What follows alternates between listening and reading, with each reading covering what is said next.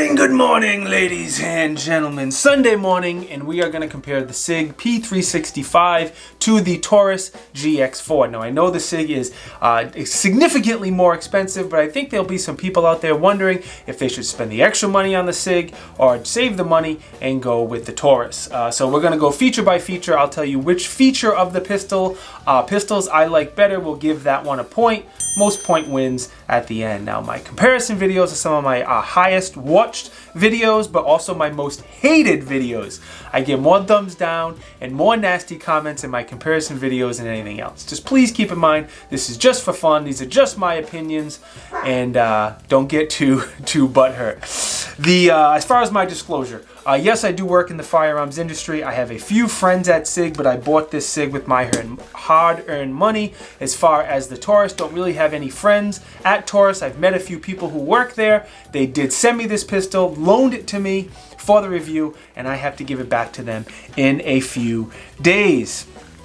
Sponsor. You hear my dog in the background? Alright, today's video sponsor is BLACKOUT Coffee. BLACKOUT Coffee makes some very high quality coffee, small batch roasted, right down in Florida. There's a link and a coupon code down in the video description if you want to pick some up.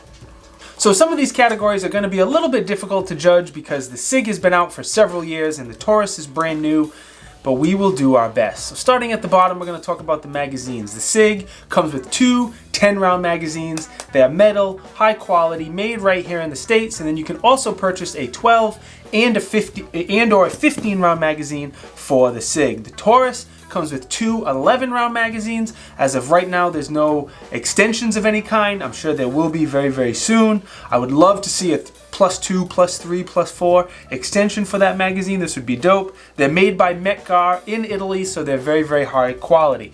Tough one to judge again. Do I go with the 10, 12, 15 or the one that comes with two 11-rounders? I'm actually going to give the credit to Taurus because their factory capacity is one higher than the Sig.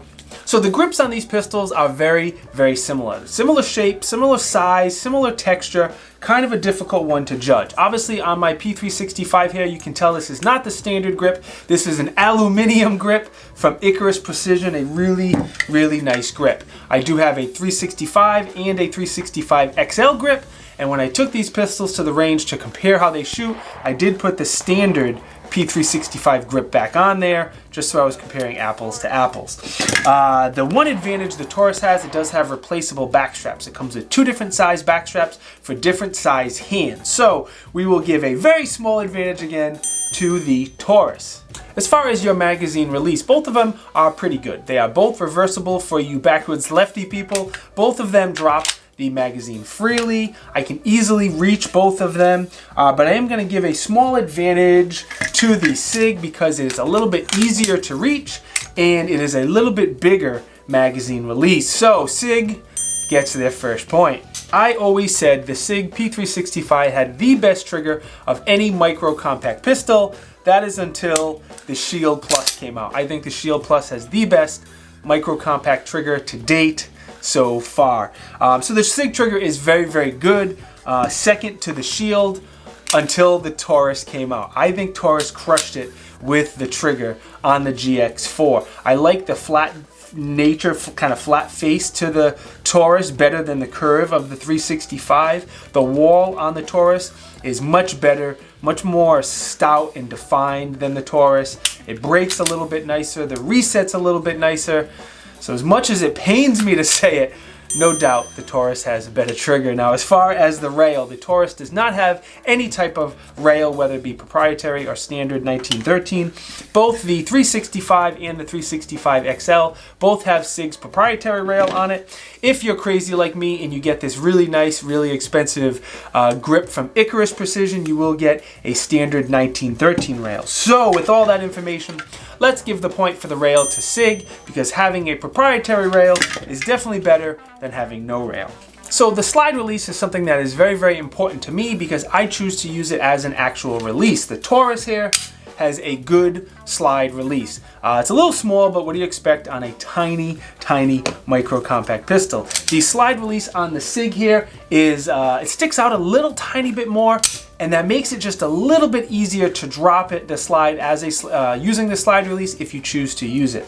The pressure in there is a little bit easier. It's just a little easier to drop it if you choose to use it that way. So this point is going to have to go to the Sig. Now, as far as the slides are very, very similar in a lot of ways. They both have some sort of nitrite finish, even though the companies call it something different. They're both very, very similar, and I think they're going to hold up about the same. They both have a very usable front and rear serrations, no matter how you choose to run the gun. On the top here, they both have a visual loaded chamber indicator, if you're into that thing. I think the one thing that's different is how much effort it takes to rack the Sig compared to the Taurus. Now, this Taurus has about 500 rounds through it. The Sig has way over 5,000 rounds through it. So what I did, to be fair, I went down to my local FFL, which is the Elite Indoor Gun Range. They had a brand new Sig for sale, and I compared the slide on the Taurus to the brand new Sig just to make sure I was comparing apples to apples. And no doubt, it feels like the Sig, there's less pressure or less spring tension, whatever. It's easier to run the slide on the Sig. So once again, we will give the point to the Sig. Both have a decent set of sights. Both of them are metal sights, which is great because I hate the plastic sights. Both of them have a ledge on the rear sight for one-handed manipulations. The rear sight here on the Taurus is blacked out with some serrations, and then the front sight is a white dot. Now, I believe these are Glock sights. I couldn't get that information to confirm it. I'm sorry, but I believe they are Glock sights, and if that's the case, you'll have a trillion different options to swap them out. Now, the Sig, the front sight on the Sig has a very, very bright green dot. It's called Sig X-ray sights. In the middle, it has tritium. In the rear, you also have 2 tritium vials as well, so these have night sights. Now, I know the Sig is like almost twice as expensive, not quite. It's significantly more expensive, but I do have to give the advantage with Sig when it comes to the sighting systems. Now, shootability. This is a very, very subjective category. Whichever one fits your hands better, you may disagree with me, but I wanted to talk about it a little bit, and I'll tell you why. When I shot these at the range to compare them, I did put the factory 365 grip back on my 365, not this big, really nice aluminum grip, because I wanted to compare them apples to apples. I always said 365 was the best shooting gun again, until the Shield Plus came out. That's a really, really nice shooting gun.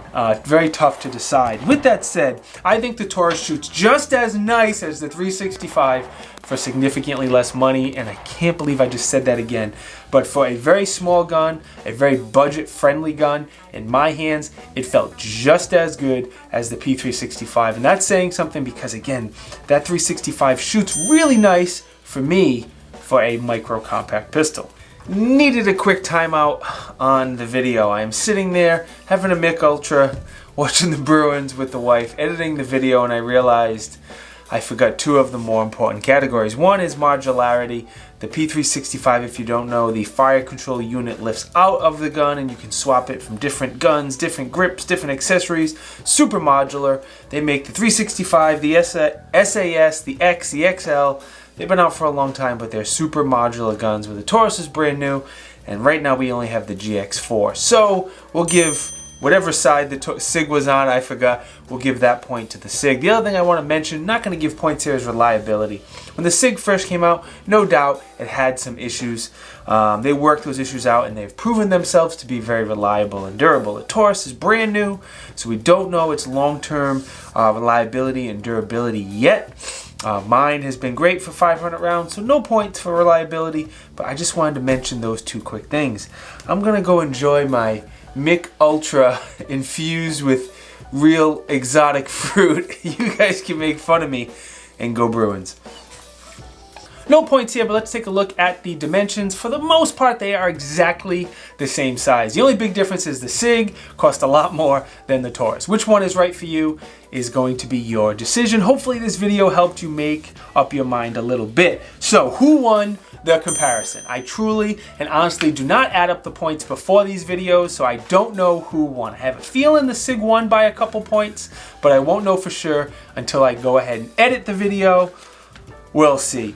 I should have prepared for this. I just got an idea. I'm going to quickly rank all of these micro compact pistols, and maybe I should have thought about this before I've done it spur of the moment here, but I still think, in my opinion, the Sig P365 is the top dog when it comes to micro compact pistols, because the aftermarket support, the modularity, the optic system, Everything else I have going for it, I'm still going to put this first. Very, very close second is going to be this the Shield Plus. Great gun. If they make that optics ready, that will bump to number 1. Third, I'm going to put the Glock 43X in the MOS edition third. I know it's a little bigger than these guns, but it's a really nice shooting gun, and now that it's optics ready and has a rail, that one has to be third. Fourth, I'm going to put the Taurus GX4 fourth, believe it or not.